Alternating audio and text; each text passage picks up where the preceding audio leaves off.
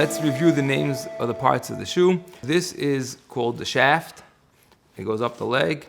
This is the akev, which is frequently translated as the heel, although in modern shoes, the part that goes over here is called the heel. In halachic parlance, the part which goes over here is the heel. In English, this area is called the counter. This area is called the upper, and this is the sole.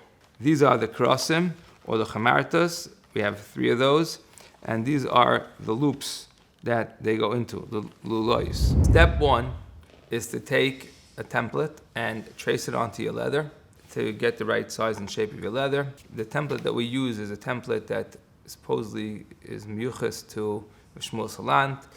There are actually different designs in the museums. The shoe that's used today, the contemporary shoe, is pretty much universal. There's no serious differences between the size and shape of the contemporary shoe, but in the stuff that you can see in the museums, there are small differences. So you have to cut out the leather, so the next step is going to be to wet the shoe, and you're going to line it up, the top and bottom, the 2 parts, the top and bottom, and punch holes.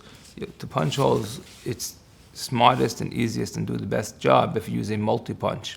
The first benefit of multi-punch is that it gives you a few holes at a time. So the 4 punches that I use, and it gives me 4 holes at a time. It also gives me proper spacing. They won't be too close, and I want to lose the integrity of the shoe. If it made the holes too close to each other, if a person put any pressure on it, it could rip. When I'm using this punch, I have to make sure myself not to go too close to the edge of the leather, because if I go too close to the edge, again, if there's any pressure, it could rip. At certain tight spots, you can't use a 4-punch because it's either a sharp corner or it's a tight spot. And then I use my double punch, which gives me the right spacing with fewer pieces, so I can get into a tighter spot. Once I have the leather cut to size and properly punched, I'm able to dye it. To dye it, you have to get the right kind of dye, and you take a dauber, you dip it in, you smear it around. There's a kunst to how to spread it with that you shouldn't see the brush strokes. You do circles and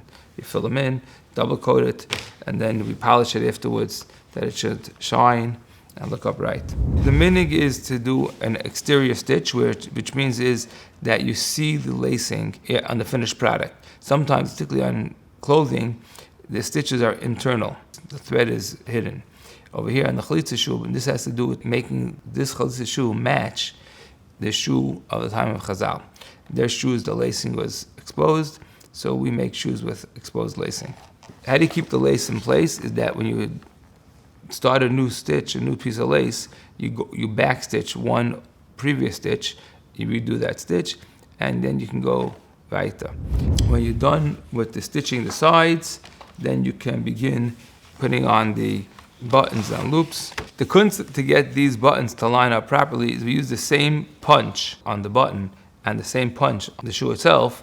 The holes will be properly equidistant. The way we hold it on is that there's one stitch from the outside, and internally it's sewn over itself, and that holds it in place. Under normal usage, that should never undo itself. How are these buttons made? There are 3 slits made in this leather. They're aligned with each other, and we take the tail, we wrap it around, stick it through all 3 slits. You have to line it up. Usually you have to use a pin or something to hold all those slits in place with each other to be able to get the tail through it all at once. It takes a minute, but once you have it, you have a beautiful button that will last forever. On this side, we have a loop, different styles of loops, but this is a very basic style, one solid piece of leather with a slit inside. It's big enough and loose enough that we can fit the button right through. It needs to fit through smoothly and easily, because when the lady takes off the shoe, she has to open that button with just one hand. So it has to be able to fit through easily, that they can do it with just one hand. That wasn't so hard. And when we put on the shoe, so we have to close the buttons. Just for practical reasons, is that we start with the lowest button, then the middle button, and then the top button. And then we have to wrap the straps around. They have to cross each other and try as much as possible to lay one on top of the other. It's not just to cross in one spot like an X, but to as much as possible sit one on top of the other. And we put these straps in all the empty spaces. So between the rows of buttons, there's 2 gaps, and in the back of the shoe, there's 2 gaps. And we wrap the laces between the gaps in the front, between the buttons, and then around to the back in the cutouts, and then we wrap it around the foot itself, and that is to resemble the idea of the sandal. The sandal of Chazal, the straps ran around the person's leg. We tie 2 knots because you need a kesher shakayama. So we tie one knot very tight that it should stay on. The second knot we tie loose, just as a favor to the woman, because she has to untie it by herself with one hand. And then we tie a bow. The bow she can easily pull off. She opens it with just one hand. And then she opens the next knot with just one hand. And she has to pull them out around the straps. When she takes off the shoe, she has to take off the bottom button first, because if she takes off the top button and the shoe opens, it could fall off the Chalitzah's foot on its own. But before she opens the top button, she puts her hand on the back of the shoe that it shouldn't fall off of his foot by itself. She opens the top button, and then she sticks her right hand underneath the shoe while it's still pressed against the floor. Do not lift it for me.